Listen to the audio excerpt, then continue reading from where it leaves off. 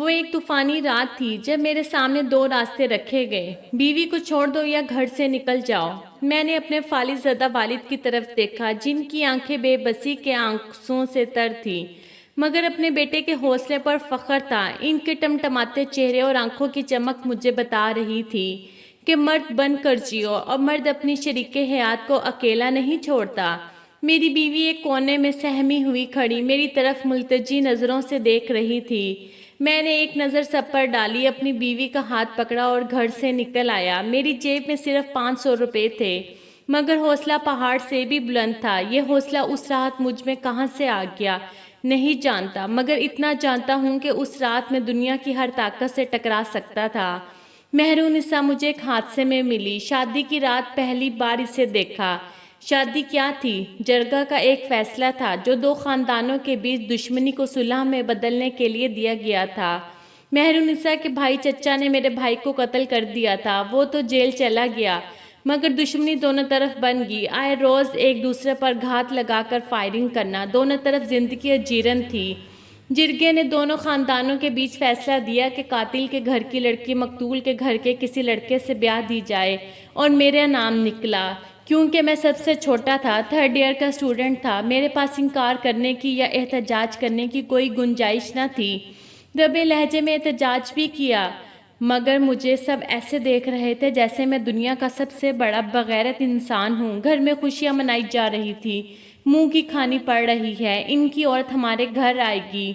اب وہ ساری عمر ہمارے سامنے آنکھ اٹھا کر بات نہیں کر سکتے۔ جہالت اور کسے کہتے ہیں؟ غیرت کے نام پر قتل کرتے ہیں اور صلح کے نام پہ عورتوں کو بھیڑ بکریوں کی طرح انا کی بھینٹ چڑھا دیتے ہیں۔ نکاح ہوا اور مجھے اس کے کمرے میں بھیج دیا گیا۔ سادہ سے لباس میں ایک گٹھری نما سی لڑکی چارپائی پر خود کو چادر سے پوری طرح ڈھانپ کر بیٹھی تھی۔ عجیب سی کیفیت ہو رہی تھی، جیسے ٹرانس میں چل رہا ہوں۔ نکاح کیسے ہوا؟ مولوی نے کیا کہا؟ میں نے کیا جواب دیا؟ کچھ بھی تو یاد نہیں۔ دل بجھا بجھا سا تھا، کوئی خوشی، کوئی امنگ، کوئی جذبہ کچھ بھی موجود نہیں تھا۔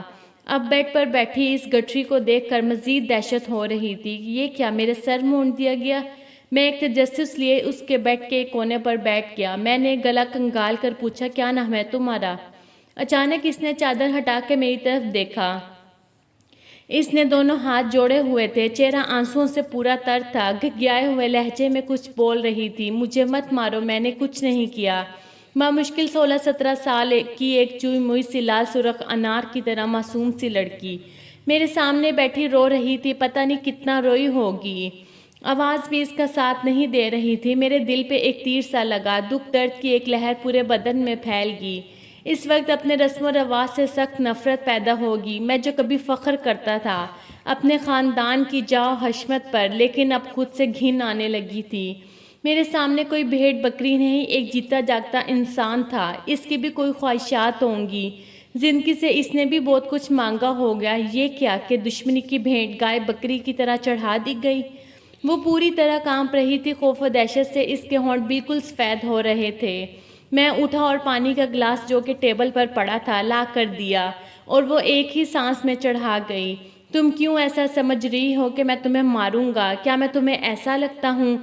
اس نے سر کو ہلکا سا دائیں بائیں ہلایا، مگر بولی کچھ نہیں، بس ڈری سہمی ہوئی ہرنی کی طرح میری طرف دیکھ رہی تھی۔ وہ جو رحم اور ہمدردی کے جذبات تھے اچانک پیار میں بدل گئے۔ اس معصوم سی لڑکی پر بہت زیادہ پیار آیا۔ میں نے اسے کمبل اٹھا کر دیا اور سلا دیا، مگر وہ چپ چاپ لیٹی رہی، مگر سو نہیں رہی تھی۔ مجھے سمجھ نہیں آ رہی تھی کیسے اس کا ڈر ختم کروں۔ وہ رات گزر گئی۔ صبح میں جلدی اٹھ کر باہر چلا گیا، مگر مجھے معلوم تھا اس پر سارا دن کیا گزرے گی۔ میں پہلی بار سارا دن بے چین رہا، کسی چیز میں دل نہیں لگ رہا تھا۔ رہ کر اس معصوم سی لڑکی کا خیال آتا تھا کہ پتہ نہیں اس پر دن بھر کیا بیت رہی ہوگی۔ بس رات کا انتظار تھا۔ سارا دن مٹر گشت کر کے گھر آیا تو اسے کچن میں برتن مانجتے ہوئے پایا۔ میں خاموشی سے اپنے کمرے میں چلا گیا۔ رات وہ آئی تو اسے دیکھ کر دل محسوس کر کے رہ گیا۔ ایک دن میں مرجھا چکی تھی۔ اس رات اس سے بہت باتیں کی، بہت معصوم تھی، بہت تسلیاں دی، بہت سمجھایا۔ دن بھر کا حال پوچھا تو رو پڑی۔ مجھ پر حیرت کا پہاڑ ٹوٹ پڑا جب اس نے کہا کہ مجھے کھانا الگ دیا گیا، ساتھ بھی نہیں بٹھایا گیا۔ میں نے اس کے دوسرے دن ہی امی سے بات کی تو مجھے سب نے ایسے دیکھا جیسے میں مریخ سے آیا ہوں۔ امی نے کہا جسے تم بیوی سمجھ رہے ہو یہ تمہاری بیوی نہیں ہے، یہ میرے بیٹے کی قاتل کی بیٹی ہے، اس سے زیادہ ہمدردی کی ضرورت نہیں۔ کیا تمہارا خون سفید ہو گیا ہے؟ خبردار جو آئندہ اس کی حمایت کی۔ دن اسی طرح گزرتے گئے جب مہینے بعد امی اور بھابھیوں کی طرف سے تکرار ہونے لگی کہ اسے طلاق دے کر فارغ کر دو، دشمن کے دل میں آخری کیل بھی پیوست کر دو، مگر میں نے انکار کر دیا۔ اور پھر وہ رات بھی آگئی جب سارا گھرانہ ایک طرف کھڑا مجھے طلاق یا گھر چھوڑنے کا کہہ رہا تھا۔ میں نے گھر چھوڑ دیا۔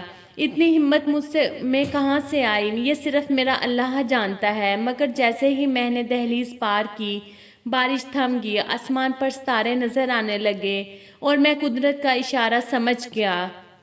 میں ہوں نا تمہارے ساتھ، ڈر کس بات کا؟ وہ لڑکی میرے ساتھ قدم سے قدم ملا کر اندھیری رات میں سنسان رستوں پر ایسے چل رہی تھی جیسے کچھ ہوا ہی نہیں۔ میرے دماغ میں جھگڑے چل رہے تھے اور اسے دیکھ کر تو مصوفہ جگنو پکڑ پکڑ کر دوپٹہ میں قید کر رہی تھی۔ مجھے بے اختیار ہنسی آ گئی، ساری تکلیف اور آنے والے اندیشے بھول گیا۔ میں نے کہا پاگل تمہیں پتہ ہے ہم کہاں جا رہے ہیں؟ وہ میری طرف بے فکری سے لہجے میں دیکھ کر بولی مجھے کیا کرنا ہے؟ معلوم کر کے تم ہو نا اب میرے ساتھ، اب مجھے ڈر نہیں لگتا کسی سے بھی۔ اور آج اس بات کو 20 سال گزر گئے ہیں، زندگی نہایت خوشحال گزر رہی ہے۔ اللہ تعالیٰ سب بہن بیٹیوں کے نصیب اچھے کرے۔ پلیز ویڈیو اچھی لگی ہو تو میرے چینل کو سبسکرائب کر کے ویڈیو کو لائک کر دیں۔